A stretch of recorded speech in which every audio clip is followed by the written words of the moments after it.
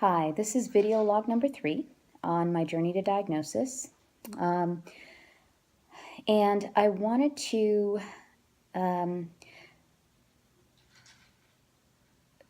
review the purpose of the video log and also to discuss what are the required diagnostic criteria technically to have a label of primary progressive MS applied.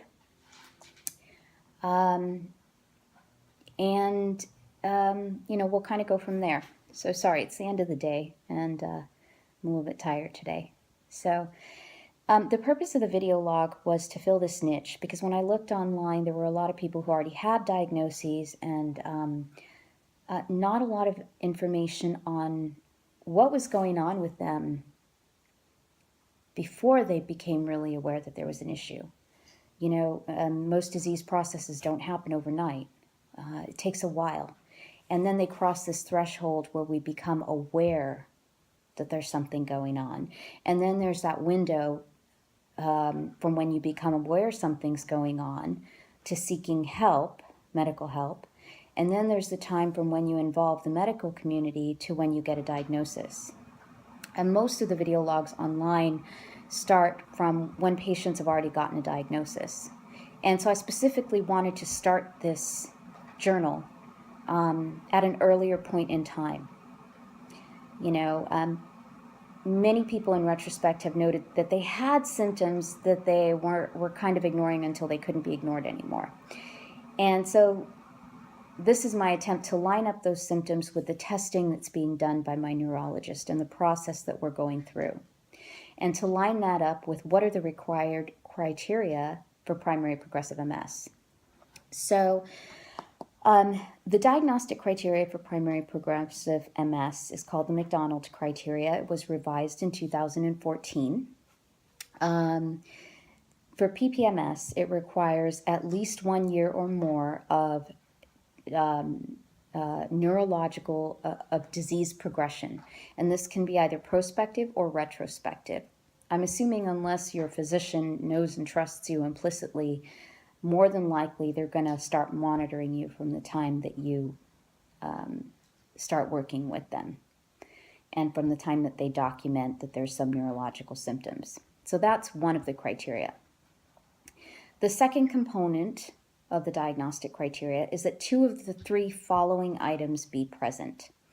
1, dissemination of brain lesions in space, meaning from one MRI scan to the next, do you have new lesions that show up on an MRI with contrast? The second of the 3 criteria that has to be met, and you need 2 of these 3, is spine lesions disseminated in space. Do you have new spinal cord lesions that show up in space? And you have to have at least 2 lesions in your spinal cord and at least 1 lesion in your brain. Okay, so the first one is you must have at least 1 lesion in the brain that's disseminated in space. And the second one is you have to have at least 2 lesions in the spinal, or you have to have at least 2 lesions in the spinal cord disseminated in space. Or you have to have positive cerebrospinal fluid findings. Positive cerebrospinal fluid findings include an elevated immunoglobulin G index. Immunoglobulin G is a component that will be elevated if you've got some kind of immune response, the body's attacking itself. And the word index means that it compares the levels of immunoglobulin G in the spinal fluid to what is present in your blood. If you've got more of an immune response in your spinal column, then it indicates that there's some kind of inflammatory process going on in there. So that's elevated immunoglobulin G index. Oligoclonal bands, which are another abnormal CSF finding that can meet the diagnostic criteria for PPMS. That's when fragments of the myelin sheath are breaking off in the cerebrospinal fluid, and it can show up as bands when they do a blot, when they run that test. So you have to have 2 of those 3 criteria present, in addition to documented neurological progression over the course of at least a year. If those criteria are not met, more than likely you will not be getting a diagnosis of PPMS. So having put that out there, Let's take a look at where I stack up on that scale.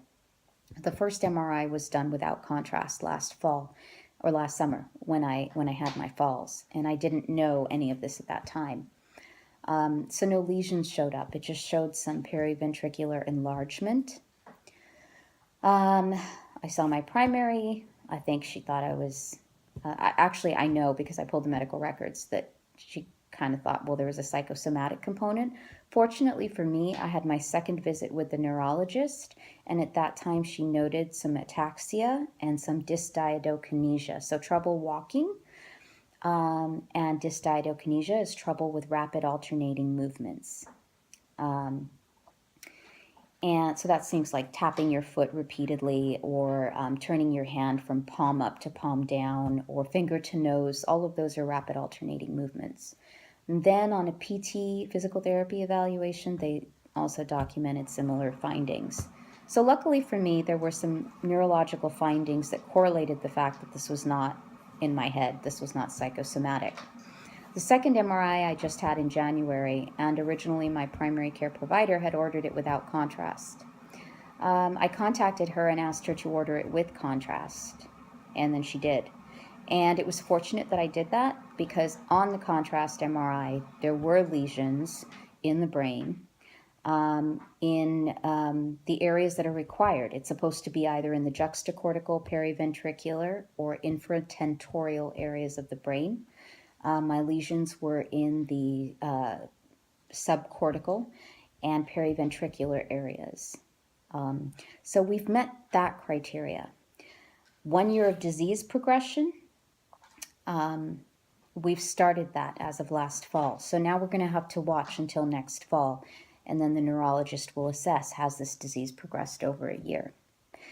So that's the first criteria, 2 of the 3 criteria. So we have 1 of those 3. We have brain dissemination in space. We know there are lesions there. We're going to have to watch and wait for another MRI to see if there's change in those brain lesions, or if one of the next set of my cervical or thoracic spine MRIs shows a new lesion that they hadn't seen any before. So if we show a new lesion, now we will have met 2 of the 3 criteria required.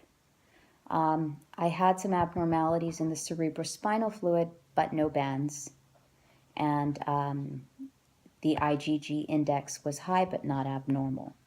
So if any of those change over the course of the next year, we will move closer to meeting, if not have met, the required criteria for primary progressive MS diagnosis. So I wanted to kind of lay this out there as a pathway or a guide for other people going through this. My suggestions would be pull your medical records, follow along with your provider, what the thought process is, what they're looking at, be informed.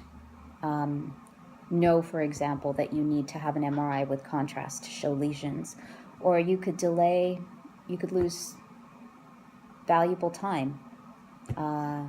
If I hadn't asked for an MRI with contrast, we would have lost another 6 months until somebody realized that it needed to be done with contrast.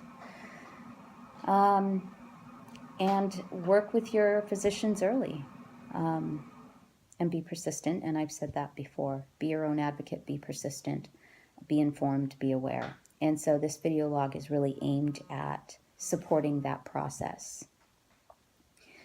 So I'll check in with you guys, unless something changes drastically, I'll check in with you guys down the line when I go for my next set of tests, which will be towards the end of summer.